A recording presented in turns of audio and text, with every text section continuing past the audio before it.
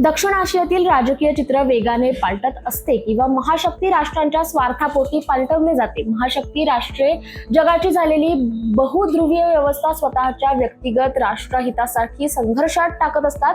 म्हणजेच संघर्षाचा केंद्रबिंदू मध्य पूर्वेतील राष्ट्रातून स्थलांतरित करून दक्षिण आशिया आणि दक्षिण पूर्व आशियाई राष्ट्रांकडे कसा वळवला जाईल याची सूक्ष्म व्यवस्था तथाकथित विकसित राष्ट्रे करत असतात. भाजपचे राज्यसभा खासदार डॉक्टर अजित गोपछडे यांनी दिल्लीत पंतप्रधान नरेंद्र मोदी यांची सदिच्छा भेट घेतली आहे. या भेटीत त्यांनी मराठवाड्याच्या विकासासाठीचे निवेदनच थेट पंतप्रधानांना दिले. मणिपूर राज्याचे प्रभारी असलेल्या गोपछडे यांनी मुंबईहून थेट इम्फाळ अशी विमानसेवा सुरू करण्याची मागणीही या भेटीत केली आहे. महाराष्ट्राच्या मुख्यमंत्री पदाचा देवेंद्र फडणवीस यांनी पदभार स्वीकारल्यानंतर गोवा नागपूर शक्तीपीठ महामार्गाचे काम मार्गी लावण्याचा मार्ग मोकळा झालाय. त्यांनीही या महामार्गाच्या कामाला गती देण्याची घोषणा केली आहे.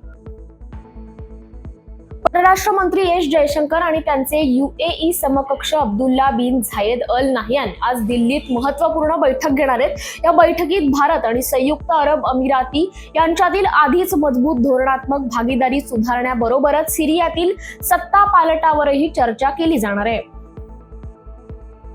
सिरियामध्ये सुरू असलेल्या परिस्थितीच्या मुद्द्यावरून इराणचे सर्वोच्च नेते अयतोल्लाह अली खामेनी यांनी अमेरिका आणि इस्रायलला लक्ष्य केलंय. या दोन्ही देशांनी सिरियाला अस्थिर बनवण्यासाठी एक संयुक्त कारस्थान केल्याचा आरोप त्यांनी केलाय.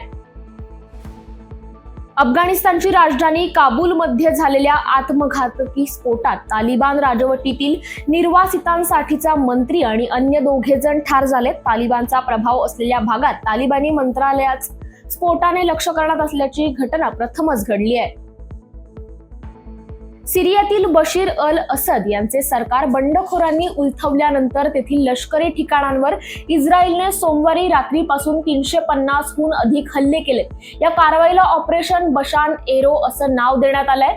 त्याद्वारे असद राजवटीत स्थापन करण्यात आलेल्या लष्करी छावण्यांपैकी सुमारे 80% ठिकाणे उद्ध्वस्त करण्यात आली आहेत. बांगलादेशातील हिंदूंवरील अत्याचाराच्या विरोधात निदर्शने आता केवळ भारतापुरती मर्यादित राहिलेली नाही तर जगभरात पसरू लागली. अमेरिकेत लोकांनी रस्त्यावर उतरून निदर्शने केली आहेत.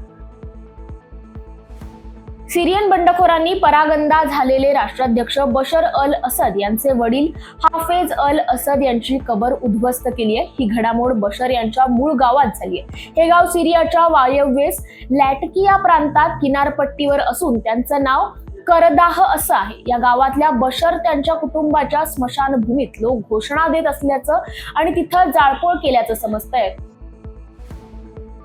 बांगलादेशच्या माजी पंतप्रधान शेख हसीना यांना पंतप्रधान पदावरून हटवल्यानंतर देशातील अल्पसंख्याक हिंदूंना इस्लामिक कट्टरपंथीयांकडून लक्ष्य करण्यात आल्याने युनूस सरकारने नुकतेच कबूल केलंय. सिरियाचा पदव्युच्च अध्यक्ष बशर अल असद पसार झाल्यानंतर बंडखोरांनी कुख्यात सेदनाया तुरुंगावर ताबा मिळवला असून गेल्या 2 दिवसात हजारो कैद्यांची सुटका केली आहे. सेदनाया तुरुंगात अजूनही असंख्य कैदी असून त्यांना तेथून बाहेर काढण्यास अडचणी येत आहेत.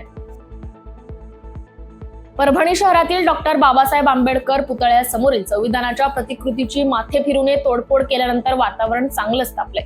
या घटनेच्या निषेधार्थ आयोजित केलेल्या बंदला बुधवारी हिंसक वळण लागलं होतं. सगळ्या प्रकारावर मुख्यमंत्री देवेंद्र फडणवीस यांनी प्रतिक्रिया दिली. आरोपीला अटक झाल्यानंतर हिंसा करणे योग्य नसल्याचं मुख्यमंत्री देवेंद्र फडणवीस यांनी म्हटलंय.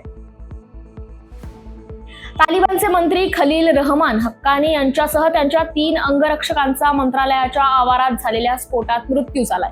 स्फोटातील मृतांचा आकडा आता 12वर पोहोचलाय. अफगाणिस्तानच्या काबूलमध्ये बुधवारी हा स्फोट झाला असल्याची माहिती मिळतेय. सध्या देशांतर्गत क्रिकेटमध्ये T20 सामन्यांचा थरार पाहायला मिळतोय. टीम इंडियासाठी खेळणारे आणि अनेक युवा अनकॅप्ड खेळाडूंनी सय्यद मुश्ताक अली ट्रॉफी 2024 स्पर्धेत धमाका केलाय. आता या स्पर्धेतील उपांत्य फेरीसाठी 4 संघ निश्चित झालेत. मुंबई, बडोदा, मध्य प्रदेश आणि दिल्ली या 4 संघांनी सेमीफायनल मध्ये प्रवेश मिळवलाय. त्यामुळे आता या 4 संघांमध्ये ट्रॉफीसाठी चुरस पाहायला मिळणार आहे. आयुष्मान खुराना लवकरच एक नवीन चित्रपट घेऊन चाहत्यांना भेटायला येतोय. मॅडॉक फिल्म्सने नुकतीच त्यांच्या हॉरर कॉमेडी युनिव्हर्स मधील पुढील धमाकेदार थामा चित्रपटाची घोषणा केली आहे. ही रक्तरंजित प्रेमकथा आहे ज्यामध्ये आयुष्मान खुराना आणि रश्मिका मंदाना पुन्हा भूमिकेमध्ये दिसणार आहेत.